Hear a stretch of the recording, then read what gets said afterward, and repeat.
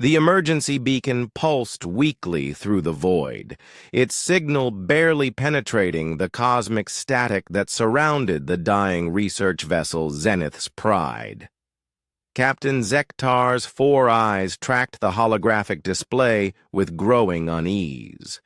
His chitinous exoskeleton clicking nervously as he processed the data. "Sir," his communications officer, Lieutenant Vorth, announced with trembling vocal cords, "we're receiving a transmission from the derelict.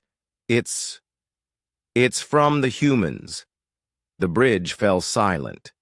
Every member of the Galactic Council knew about the humans, the species from the nightmare world they called Earth. A planet so hostile that its very existence violated 17 different theories of evolutionary biology. Gravity 3 times standard, an atmosphere that corroded most known materials, weather systems that could level cities, and radiation levels that should have sterilized all life millennia ago. Yet somehow, impossibly, life had not only survived. It had thrived. "Play the transmission," Zektar commanded, his mandibles clicking with barely contained fear. The main screen flickered to life, revealing the interior of what had once been a pristine research laboratory. Now it was a chaos of twisted metal, sparking electronics, and pools of various alien fluids. In the center of this devastation sat a creature that made Zektar's blood run cold.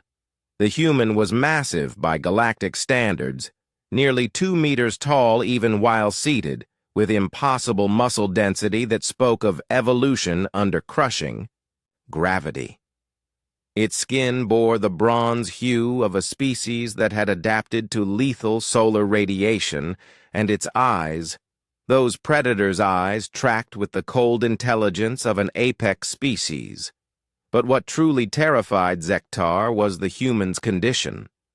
Dark red blood, a fluid so rich in iron it would poison most galactic species, seeped from multiple wounds. Its left arm hung at an unnatural angle, clearly broken. Burns covered much of its exposed skin, and yet it was smiling. "This is Dr. Sarah Chen, xenobiologist aboard the research vessel Harmony's Dream," the human began, its voice carrying that unsettling steadiness that humans seem to maintain even in mortal peril.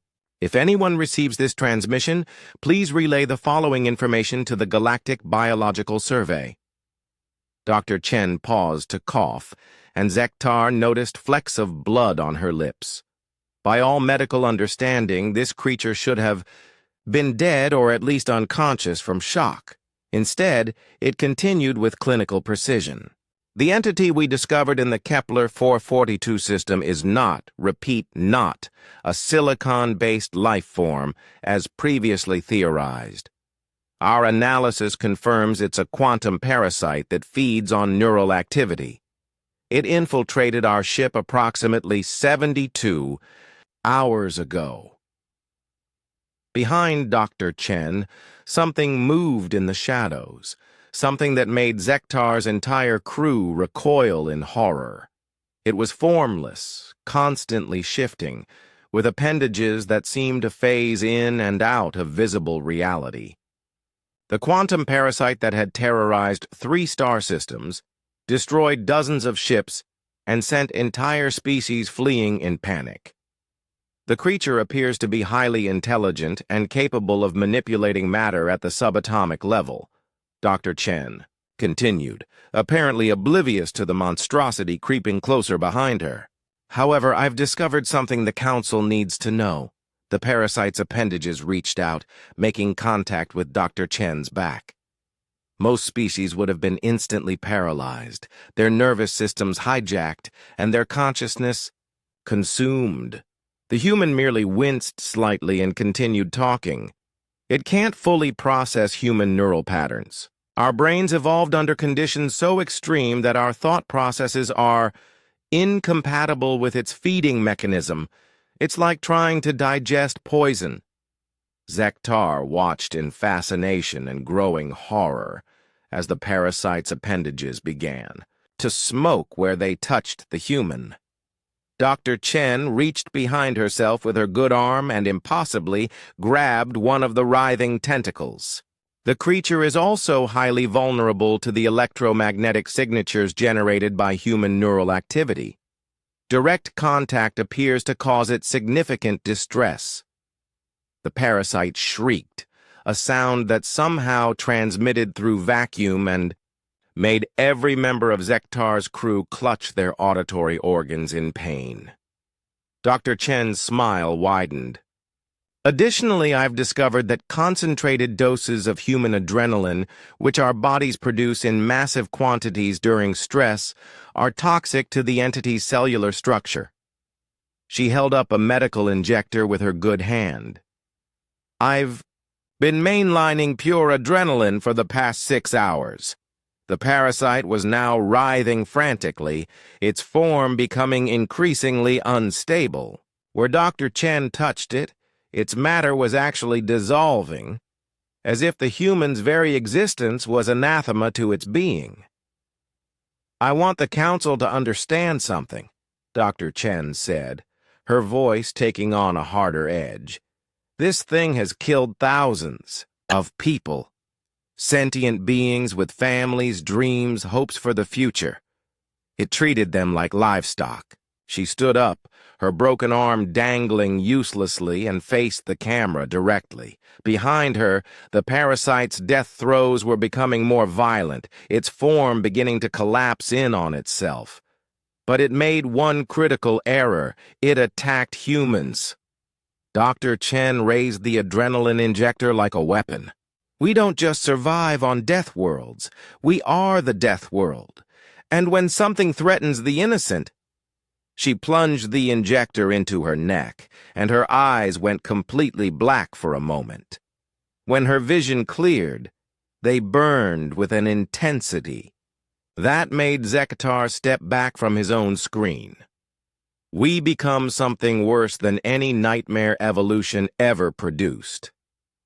The final moments of the transmission showed Dr. Chen literally tearing the quantum parasite apart with her bare hands, her body pumping so much adrenaline that her very touch was becoming lethal to the creature.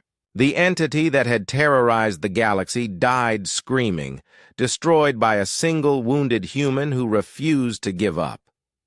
The transmission ended with Dr. Chen collapsing, finally succumbing to her injuries, but not before leaving one final message.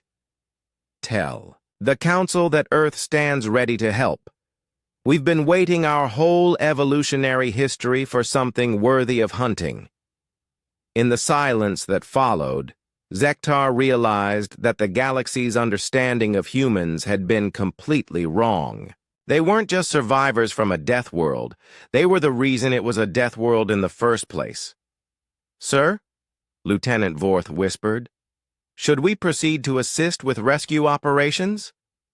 Zektar looked at his crew, beings from a dozen, different species, all united in their newfound respect and healthy fear of humanity. He thought about Dr. Chen's final smile, about the casual way she had destroyed a creature that had driven entire civilizations to panic. Yes, he said finally, but first, send a priority message to the Council. I think it's time we reconsidered our alliance proposals with Earth. As the Zenith's pride changed course toward the derelict human vessel, Zektar couldn't shake the feeling that the galaxy had just received its first real lesson about what it meant to evolve alongside monsters, and somehow that made him feel safer than he had in years.